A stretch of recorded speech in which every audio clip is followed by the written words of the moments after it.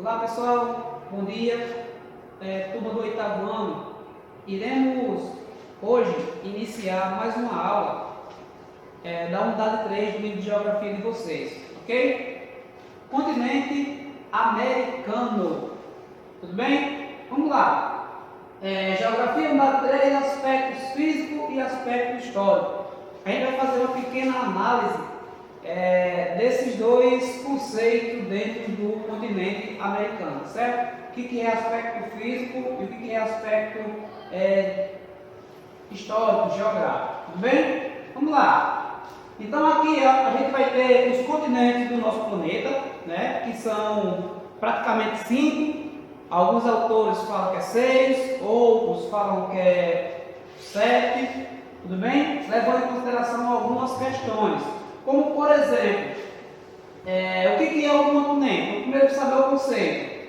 São grandes extensões de terras emersas, são terras que são acima do nível do mar, tá? Cercada ou limitada, circundada por grandes massas de água, né? Que pode ser de mares ou pode ser de oceanos, tanto faz, tudo bem? Então, se for levar em consideração, a gente vai ter aqui, ó, 1, 2, 3 e 4. Por que eu vou dizer que a Europa e a Ásia é apenas um continente? Vamos lembrar do conceito aqui em cima, ó. A água, ela tem que ser limitada por água, limitada por água. A Europa não tem uma limitação aqui separando ela da Ásia. Então aí o conceito de continente vai ser um pouco mudado. Por quê? Porque a gente vai ter apenas um único bloco de terra chamado de Eurásia, Europa e Ásia, tá? Mas no entanto, a gente sabe, a gente estuda que a Europa é um continente, não é assim? Mas se for usar pela lógica do conceito de continente, a Europa não vai ser um continente, tá? Vai fazer parte de um continente, certo? E a outra coisa aqui, a Antártida. Alguns estudiosos do ramo da geografia aceitam a Antártida como um continente, né? Seria mais um continente. Mas aí, se a gente levar em consideração novamente o conceito aqui, ó, terra.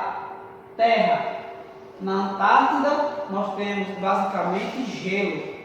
Então, se é gelo, não é terra. Se não é terra, não poderia ser um continente. Mas, enfim, isso aí a gente pode levar para uma discussão em sala de aula, né? Para ver o que vocês acham, o que a gente pode trabalhar em cima disso.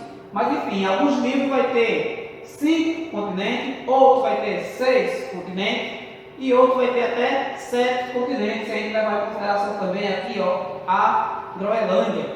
Beleza? Vou continuar então. Vamos lá para a nossa América. A nossa América, ela é dividida, ela é regionalizada, tá certo? Para facilitar o estudo e a compreensão do nosso continente. Mas o que é regionalizar? Regionalizar significa dividir, separar, organizar, seguindo alguns critérios, né? Critério esse que vai ser o critério de quem regionalizou, de quem separou, ok? Por exemplo, lá no seu guarda-roupa, você vai ter as gavetas de camisa, de bermudas, de calça, de meia. É um critério seu, tá? Então isso é uma organização. Em um continente, ele vai seguir os mesmos conceitos aí de organização. Tudo bem? Então todos os continentes, todos os países, todos os estados, as cidades, eles são regionalizados. Eles são separados, divididos, seguindo alguns critérios. Continente americano. Se eu for fazer uma análise do critério geográfico ou critério fisiográfico ou então critério físico, dependendo da questão e do livro, vocês vão ver essas 3 palavras significando a mesma coisa, certo? Geográfico, físico e fisiográfico ser a mesma coisa, tudo bem? Seguindo esse critério, eu vou ter a América dividida em 3 partes. 3. Quais são elas? América do Norte, América Central e América do Sul. Tá? Cada porção de terra contendo uma gama de países, né? A América do Norte é o único que tem apenas 3 países: Canadá, Estados Unidos e o México. O México faz parte da América do Norte, se seguir o critério geográfico, ok? Qualquer momento vocês podem parar esse vídeo, fazer anotações e tudo isso que está sendo passado para vocês aqui será cobrado depois, ok, pessoal? Vamos lá. Por exemplo, nessa imagem aqui da América, a gente vai ter a América do Norte, não é assim? Então a gente vai ter aqui a Canadá, Estados Unidos e México, o México fazendo parte da América do Norte. Aqui a gente vai ter a América Central e aqui embaixo a América do Sul, tá certo? Seguindo ainda o critério geográfico. Vamos para a próxima aqui. A América Central é essa imagem que vocês estão vendo aqui, tá certo? A América Central ela é dividida em 2 partes. A América Central continental, que vai ser essa primeira parte aqui, este istmo, não é? Que é uma estreita faixa de terra que liga a América do Sul à América do Norte, chamado de istmo. Aqui vai ser a América Central continental, beleza?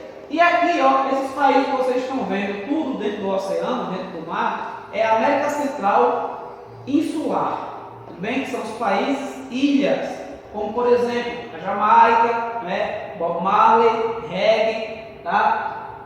Cuba, tudo bem? O Haiti, República Dominicana, Porto Rico, certo? Esses países que estão aqui, eles têm uma diversidade linguística muito grande. Tem países que pertencem aos Estados Unidos, como por exemplo Porto Rico, então a língua falada é o inglês, ok, pessoal? Então assim, vamos ter aqui a Jamaica também, que pertence aos Estados Unidos, beleza? Então esses países ainda são colônias, né? Alguns deles já pertencem a outros países, com exceção aqui, por exemplo, de Cuba, né? Cuba e o Haiti também. O Haiti não pertence mais a nenhum país, ele é um país próprio, certo? Mas o resto, todos eles pertencem a algum outro país de algum outro continente, pode ser do continente americano ou então do continente europeu, tudo bem? Vamos para a próxima aqui. Já o segundo critério que eu posso analisar para poder fazer uma segunda divisão do continente, eu posso usar o critério socioeconômico, que é a mesma coisa que histórico, que é a mesma coisa que cultural também, beleza? Só que, vamos ver aqui, ó, seguindo esse conceito, seguindo aqui esse critério, eu vou ter a América agora dividida em 2 partes. Lembre-se, seguindo o critério geográfico era 3, seguindo o critério socioeconômico vai ser apenas 2. Vai ser América anglo-saxônica e América Latina, certo? Então aqui eu vou ter apenas 2 países, que será o Canadá e os Estados Unidos, fazendo parte dessa América, e todo o resto, a partir do México para baixo, todo o resto fazendo parte da América Latina. Aí a pergunta surge, Denilson, mas por que é chamada de América anglo-saxônica? Devido ao fato da religião, tá certo? Religião inglesa, devido ao fato da língua predominante ser o inglês, apesar que o Canadá também fala francês, mas seria também uma segunda língua oficial do país, mas a grande parte, a maioria, ainda é o inglês, tá certo? E aí os países da América Latina, todos eles têm a língua derivada do latim, certo? Então vai ser espanhol e o português, certo? Por falar nisso, a partir do México até a Argentina, né? Toda a América do Sul, o único país que fala a língua portuguesa é o Brasil. Então, dentro da geografia, o Brasil é estudado separado da América Latina. Vamos dizer assim, o Brasil não faz parte da América Latina, certo? Seguindo alguns critérios de língua. Então, vocês vão estudar no livro de vocês a América do Norte, a América Central, a América Latina e Brasil. tá certo? Vocês não vão estudar o Brasil como sendo parte da América Latina, não, beleza? Então vamos lá. Então aqui essa divisão socioeconômica tem a ver com a questão financeira, com a questão econômica. Vamos dizer assim, ó, os dois países em azul aqui, Canadá e Estados Unidos, serão os países ricos e todo o resto são os países mais pobres, né? Vamos dizer assim, países subdesenvolvidos. País desenvolvido, países subdesenvolvidos, ok? É levado em consideração esse critério também. Por exemplo, aqui, ó, em amarelo, são os países desenvolvidos, ok? São os países anglo-saxônicos, né? Canadá e Estados Unidos. Perceba que o México, que era colocado na América do Norte lá no critério geográfico, ele sai agora. Por quê? Porque o México ele fala a língua espanhol e ele é um país mais pobre que os Estados Unidos. Beleza? Existe até o fato lá do muro, né? Que o presidente dos Estados Unidos luta para conseguir construir, para realmente separar esses dois países. Lembra disso? Então aqui, ó, todo o resto aqui é chamado de América Latina. Na América Anglo-Saxônica, eles foram colonizados principalmente por ingleses. E essa colonização, é importante saber disso, foi uma colonização de povoamento, ou seja, os ingleses, alguns franceses foram para aquela área, não é? Lá no passado, para tentar realmente povoar, criar família, construir suas casas, desenvolver aquele território, certo? Isso vai explicar também o porquê esses países são chamados países ricos, porque nada foi tirado deles lá no processo de colonização, beleza? Já os países que são chamados países mais pobres ou subdesenvolvidos, eles tiveram uma colonização por europeus também, espanhóis, portugueses, italianos e franceses. Porém, essa colonização foi totalmente diferente da colonização lá do norte, da América do Norte. Foi uma colonização de exploração. Então, esses povos foram para essas áreas, tá certo?